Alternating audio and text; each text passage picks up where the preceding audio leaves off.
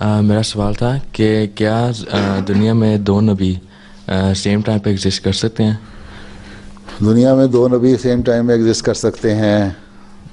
قرآن شریف میں پڑھتے پہلی مثال ہی لے لو موسیٰ اور ہارون کی. دونوں نبی تھے نا جی.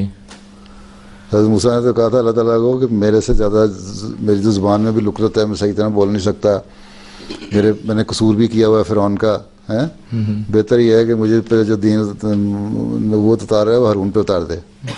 تو اللہ تعالیٰ نے فرمایا کہ نہیں, تمہارے ہاتھ مضبوط کروں گا ہارون کے ساتھ, لیکن تم دونوں نبی ہو. ٹھیک ہے, وہ نبی تھے.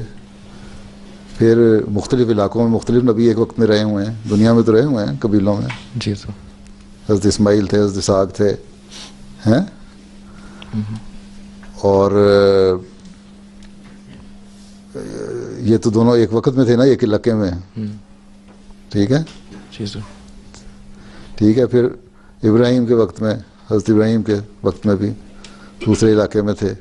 یہ تو ایک ہی مذہب کے تھے. پھر حضرت لوط کا ذکر آتا ہے. جی سر. تو یہ سارے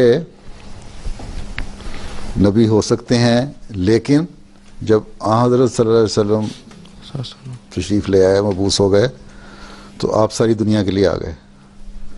اور قرآن کریم میں آ گیا کہ یہ آخری کتاب ہے. نعمت تمام ہو گئی, اور دین کامل ہو گیا.